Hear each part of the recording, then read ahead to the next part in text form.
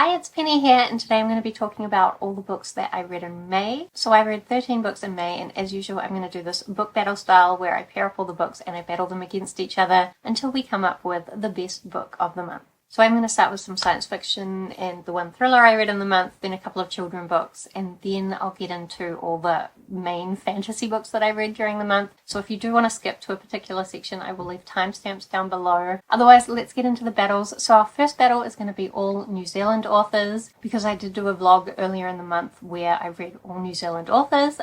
So we've got Into the Sounds by Lee Murray, up against Genesis by Bernard Beckett, up against In the Clearing by J.P. Pomare. So firstly, Into the Sounds by Lee Murray. This is the second book in a trilogy of, I guess I always call them military creature horrors. I'm not sure whether that's the best description or not, but basically we follow a bunch of different people, some people from the Defence Force of New Zealand, some scientists from the Department of Conservation, and then also some criminals that have all ended up in the bush, middle of nowhere, New Zealand, and while they're there, they not only have some conflict between each other, but they also come across some kind of creature.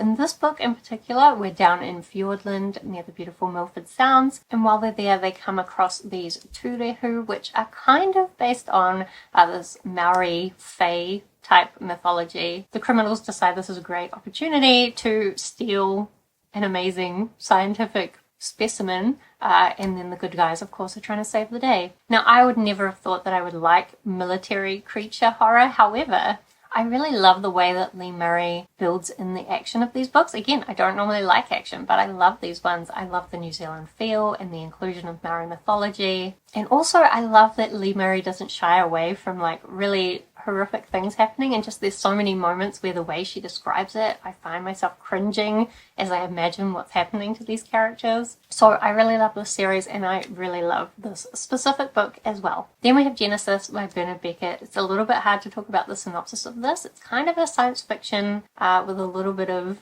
an AI element to it. We have a girl going in for her exam where her subject that she's being examined on is the history of this world, and we kind of learn about how everything has come to be, as well as kind of learning what's going on.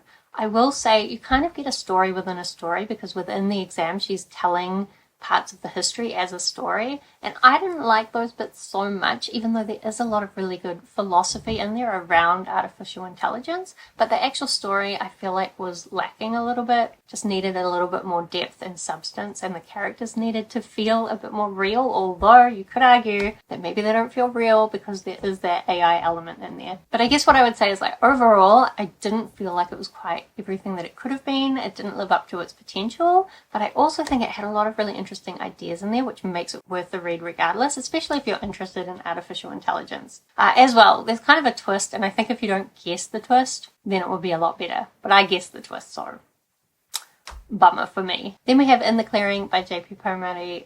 J.P. Pomare is a New Zealand author living in Melbourne, Australia, and actually I didn't know when I picked this audiobook up, but this book has just been adapted into a Disney Plus TV show. I don't have Disney Plus, but if you have it, please watch it and tell me if it's any good. So basically we're following two perspectives in the beginning. One, this young girl who's part of a cult, and she is going with the other cult members to kidnap a new daughter for the cult, or she thinks of it as saving her, because that's what she's been told. At the same time, we're also following this woman who has previously had a child taken away from her and is now really paranoid that something's going to happen to her latest child. As always with J.P. Pomare, he did a really great job of bringing all the threads together in a really intense way at the end. I think he's really great at making connections and kind of like everything you would want from a thriller in terms of how all those connections come together. Maybe that's just because I haven't read a lot of thrillers, so I don't know how,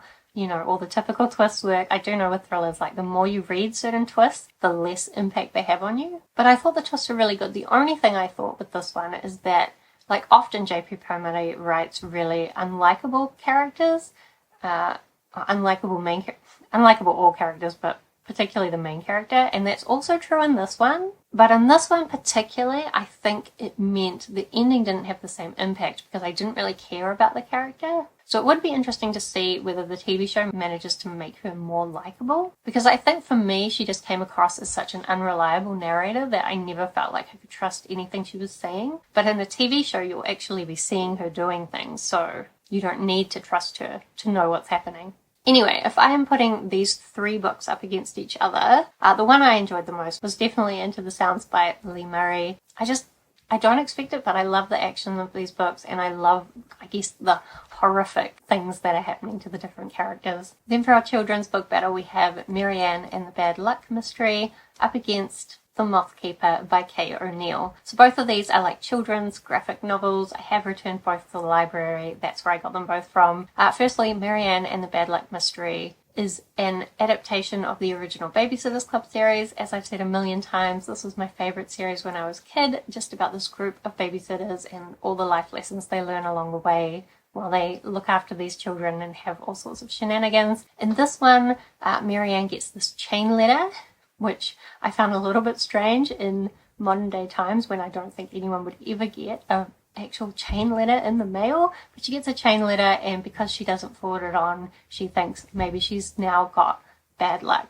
At the same time, the babysitters are kind of having this conflict with these other girls who seem to be feeling like a bit left out, that the babysitters are such a close-knit group and these other girls aren't a part of it, so they feel like, you know, the babysitters are being a little bit snobby. To be honest, when I read the original book as a child, I thought these girls were being very unreasonable. But as an adult reading it, I was like, yes, sometimes those babysitters girls are being very cliquey and I don't like it. Especially their reaction to these girls being upset was a little bit aggressive for me. So, very different children versus adult perspective, I guess. But I just always enjoy reading these graphic novels because there's just so much nostalgia in them for me. Then I read The Moth Keeper by Kay O'Neill. So Kay O'Neill also wrote the Tea Dragon Society books, as well as Dewdrop and Aquicorn Cove and Princess Ever After. So a bunch of really beautiful children's books because their art is just really lovely. And I think that is the main strength of this book, is there's just so much beautiful art throughout it. What does let it down for me is I still didn't feel like the plot was enough, given this is quite a thick book, really. There's very little actual plot going on. And I think as well for me, I just didn't really relate to the main character. The main story is really about feeling like you're missing out, or like you don't have a connection with people, feeling lonely. And personally, that's not something that's ever been a big deal for me. Well, maybe I sometimes feel like I'm missing out, but I'm a mega introvert, so I'm happy to be lonely. Anyway, I did think it was really beautiful, but for me, I just felt like the plot wasn't enough. But I know some people really loved it, and it is a lovely story. Just not, again, I feel like it had so much potential and didn't quite reach it. But if I am putting these two books up against each other, I would still choose The Moth Keeper just because the art was so beautiful and like the plot was good. It just could have been so much more. Then we have One Girl in All the World by Kendare Blake up against Swordbearer by Jennifer Roberson. So, One Girl in All the World is the second book, and I think it's going to be a trilogy. This is a Buffy the Vampire Slayer book, so it's within that world. In this one, we're following Frankie, who has just become a Slayer. She's also the daughter of Willow from the Buffy series, and so she has some witchy powers as well. She really wasn't expecting to become a Slayer, but something has happened to all the other Slayers, which we're learning about throughout the series. I will say, second book in, and by the end, we still don't really know properly what's happened to them, or at least we kind of know, but we still need to do some more stuff to work things out fully. And I mean, I guess that makes sense for it being a full trilogy, but when I went into the trilogy, I never felt like the part about what had happened to the Slayers, like I felt like that was more of a triggering moment for Frankie to become a Slayer. I didn't expect it to be the main plot of the full trilogy. I think I was kind of hoping that Frankie would have her own story. But anyway, I do think that these books are pretty true to the original Buffy feel. What I have realised is that now I'm a lot older from when I originally watched Buffy, and I think I can rewatch Buffy and still enjoy it for what it is because I have so much nostalgia around it. But whenever I read these like spin-off Buffy series that are still targeted at a younger demographic, I'm a little bit overwhelmed by all the teenness of it. And I think as well, like the original Buffy series did a better job of like representing these teen dramas in the supernatural elements of the story, whereas this, it's like there's supernatural things happening and then also a bunch of teen stuff and relationship stuff. Also, we do get the adults, so Willow's around, Xander's around, Spike's around, Oz is around, but for me, they still seem to be acting like teenagers as well, which as an adult, I'm like, can you guys please grow up? But it was a lot of fun. Anyway. Then we have Swordbearer by Jennifer Roberson. So this is the 8th book in the Tiger and Dell series, which started, I think, about 30 years ago. I read the original series many years ago, and I have reread it since then. I didn't realize there was going to be an 8th book. I thought it had finished with the 7th book. And at the end, there was an author's note, which makes it sound like she will be continuing the series even further, which is kind of crazy to me to be writing a series like that for so long. But I am excited to get more of Tiger and Dell. So the Tiger and Dell series started out with this woman named Dell coming down from the snowy north to the desert and asking this sword dancer Tiger for help to find her brother. She is also a sword singer, so really both of them are just sword fighters, but there's a whole culture around it. And there is a magical element to these stories as well. So when the series started, they were both very young. Tiger is a very kind of manly man. He used to be a slave. He gained his freedom, but he's still kind of held a lot of false beliefs and a lot of sexist beliefs. And throughout the series, Dell is kind of working with him to overcome those. So in the 8th book, they're now a lot older, probably in their 40s like me, and they have a young child that they're looking after, a 2-year-old, as well as kind of running this sword dancing school. But then some strange weather, so like snow has come to the desert, and there's some other strange weather events happen, and it seems like it's magical, so they go off to try and figure out what they can do about it. I was a little bit frustrated with this because I felt like it kind of had a double ending, and the first ending was okay, except that like there was still more going on in the story that we needed wrapped up. But none of that was properly wrapped up by the ending, that the second ending. So like, I feel like I need another book to actually finish that story, which it sounds like we'll get, but it did leave me a little bit unsatisfied at the end. And I just feel like the way those endings were placed in the story felt a bit backwards and ruined the pacing a bit. But there was some cool magic and some cool fight scenes and some good emotional parts, so like a fun story, but a little bit unsatisfying. Still, if I'm putting these two books up against each other, I enjoyed the more adult content of Swordbearer, and so that's going to be the winner of this battle. Then we have A Sleight of Shadows by Kat Howard up against Assassin of Reality by Marina and Sergey Dyachenko. So both of these are second books in what are probably duologies. So firstly, we've got A Sleight of Shadows. This is the sequel to An Unkindness of Magicians, which I know was very popular when it first came out, but I haven't seen a lot of people talking about A Sleight of Shadows, so I'm not sure if everybody's aware that it's finally been released because it was delayed quite a bit. I think it was meant to come out just before COVID. Anyway, in the first book, we are following a bunch of people who are part of this like magicians tournament to decide who are going to be the leaders of the unseen world, which is like the secret society of magicians. And we're following a few different characters who are really trying to change the way that power works within this world, as well as there being a bit of a murder mystery. In the second book, it's more focused on, now that we've changed how the power structures work, how do we keep those changes in place, and how do we really make the new power structures work in a way that people are going to be satisfied with it. I do think because there's no magicians tournament and not really like the same, like there's a bit of a mystery going on, but not the same level of murder mystery. Because of that, it is missing some of the tension from the first book, and there's not quite as much action.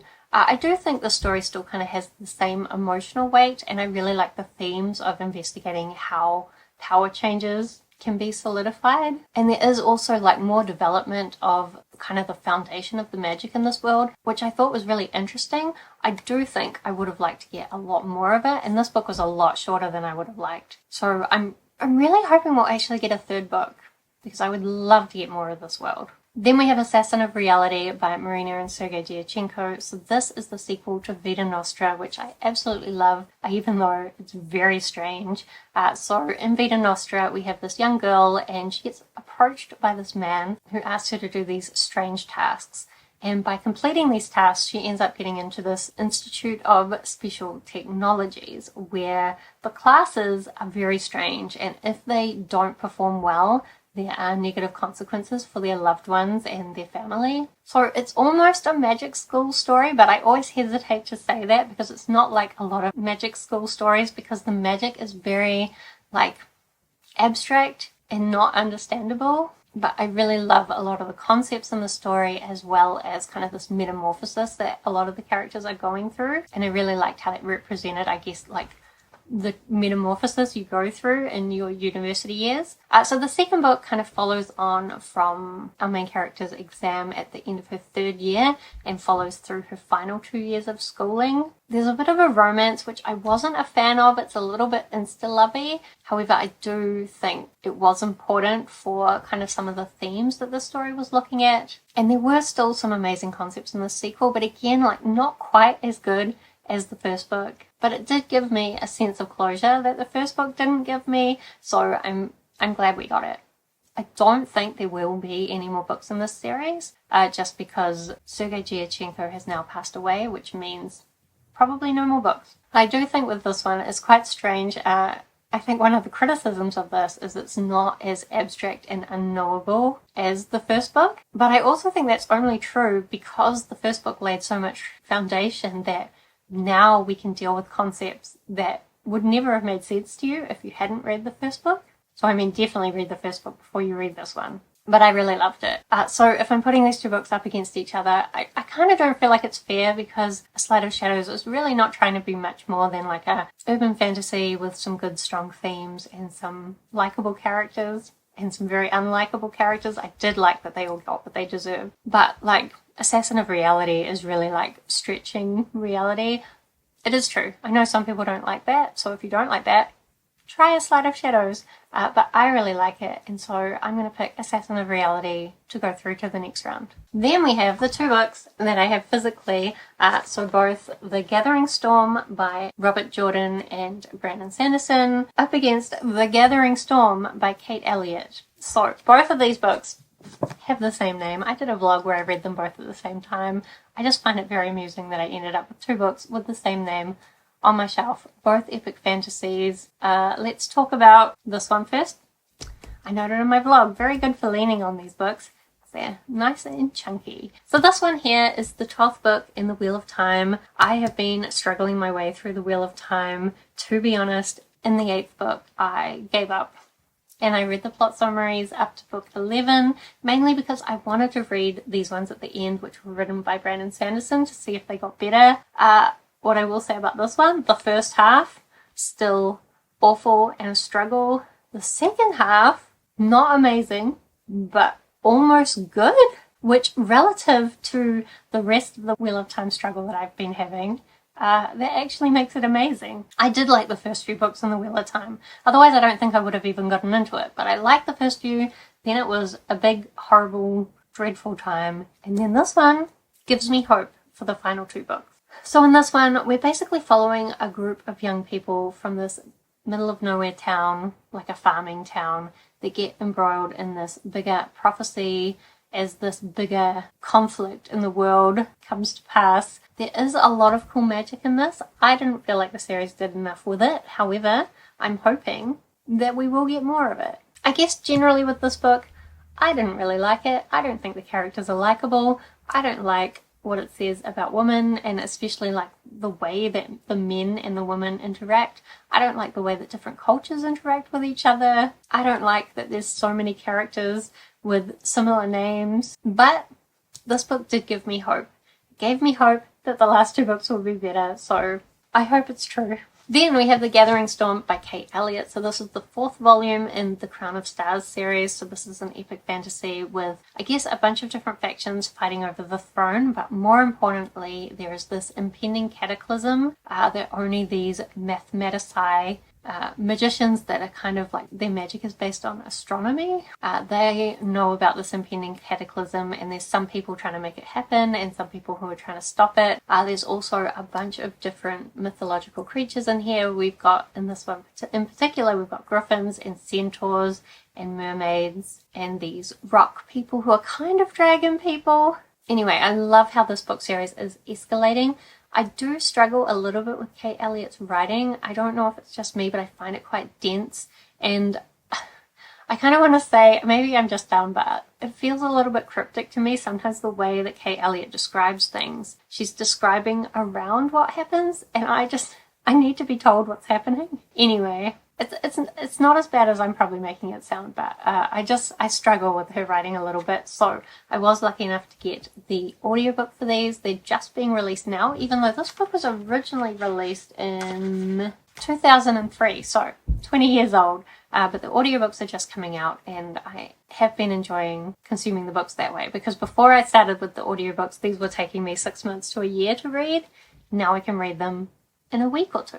Although I think actually this book is the thickest one in the series, and the last two, I think I said this was volume 4. This is volume 5. So the last two, volume 6 and volume 7, are shorter. So hopefully it'll get easier. Anyway, if I am putting these two books up against each other, then even though this made me feel much more positive about the series, I still like this series from the beginning. So we'll be putting this Gathering Storm through to the next round. Okay, then for the last battle, we have two kind of adventure fantasy stories. So we have Mistborn by Brandon Sanderson up against The Adventures of Amina al-Sirafi by Shannon Chakraborty. So firstly, Mistborn. This was a reread for me, and I've just remembered my rule is that rereads can't win battles, or at least can't win best book of the month. So maybe the other book will just get a pass through. Anyway, Mistborn is kind of a heist story. It's set in this world where the bad guy won, and for thousands of years the Lord Ruler has been like this dictator in charge of the world.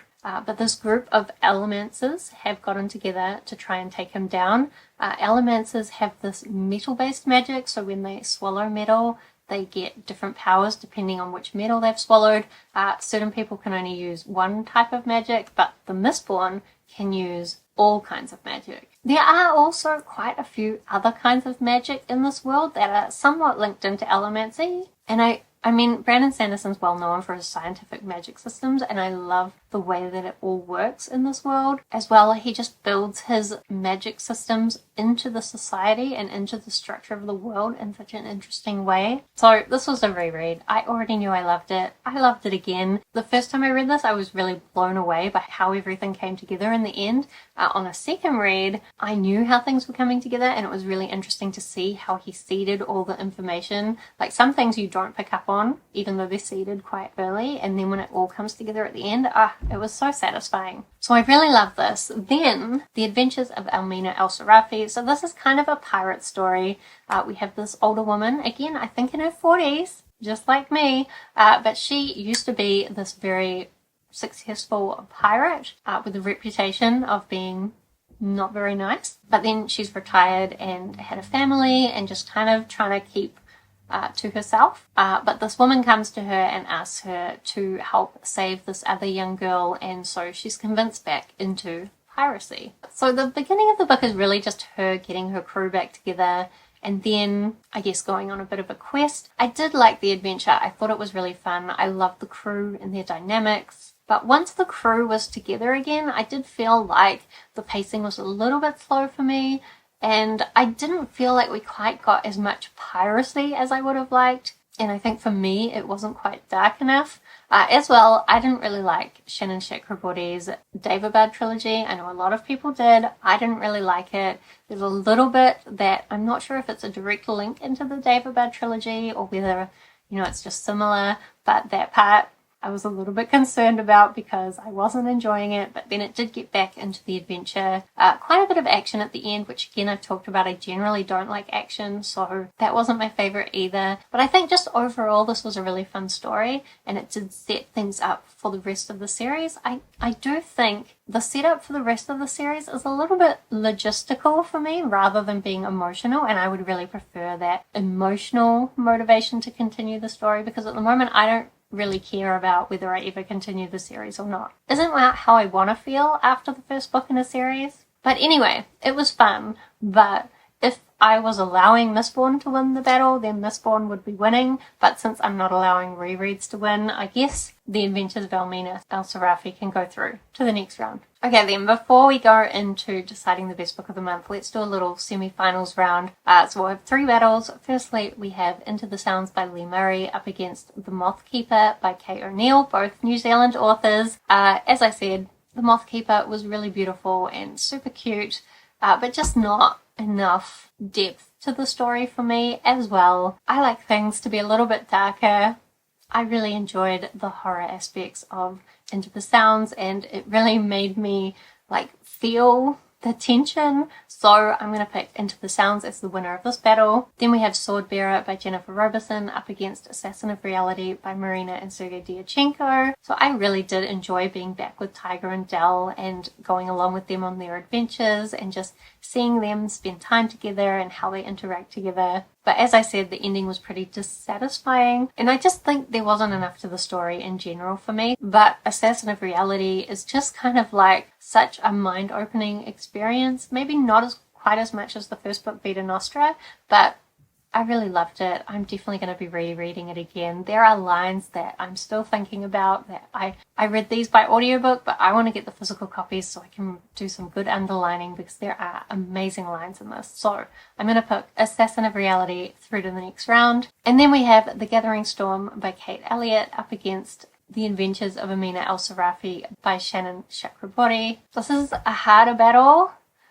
Because I love everything that the Crown of Stars series is doing. But as I said, I struggle with the writing a little bit. And I don't know if the 5th volume was my favourite in that series. To me, it kind of felt like it was just wrapping some things up and restarting some other things to set up for the next 2 books. So I'm hopeful for the next 2 books, but I don't know that any particular parts of what happened blew me away. Maybe that's not true. Maybe some parts at the beginning did, but it's been so long since I first read them that I've forgotten about the emotional impact of it by now. And then we had The Adventures of Amina al-Sirafi. For that, I just never felt emotionally connected to it.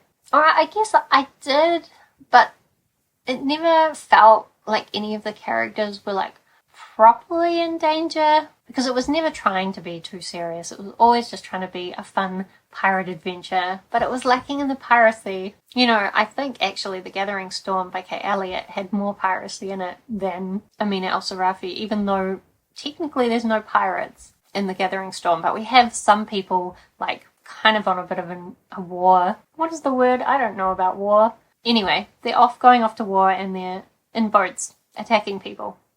That's pirates, sort of. I think if I look at these without looking at the series that they're a part of, I would probably say I had more fun with The Adventures of Amina al-Sirafi. So I'll put that through to the next round. So the next round will be the finals. We're going to decide what the best book of the month was. We've got 3 books. So we've got Into the Sounds by Lee Murray up against Assassin of Reality by Marina and Sergey Dyachenko, up against The Adventures of Amina al-Sirafi by Shannon Chakraborty. So, of these 3 books, I think firstly we would take away The Adventures of Amina al-Sirafi. Even though it was a lot of fun, it just wasn't my favourite. As I said, I don't feel that desire or that need to get the next book in the series anytime soon. So even though I had fun, it didn't emotionally invest me. So then the other 2 books, I think as well, Into the Sounds was, I hesitate to say a lot of fun because a lot of the things that were happening were pretty yuck or violent or awful, but also I kind of had fun with it. But again, nothing mind-blowing, just a nice experience. Nice. I'm talking about horror here. An intense experience. I like that it made me feel things, but more physical sensations rather than emotional. So I liked it, but the one that really had an emotional impact on me, as well as just I love the concept so much, is Assassin of Reality, and I think that just has to be my favourite book of the month. So I'm going to pick Assassin of Reality as the best book of the month. I think if you like stuff that's a little bit weird and abstract, you should definitely read this duology. But if you don't, then maybe try one of the other two. Anyway, do let me know what books you read in May, what was your favourite book of the month, and of course if you've got anything to say about any of the books I read, I would love to talk with you about them down in the comments. Otherwise, thank you so much for watching. I hope that you are doing well, and I will see you next time.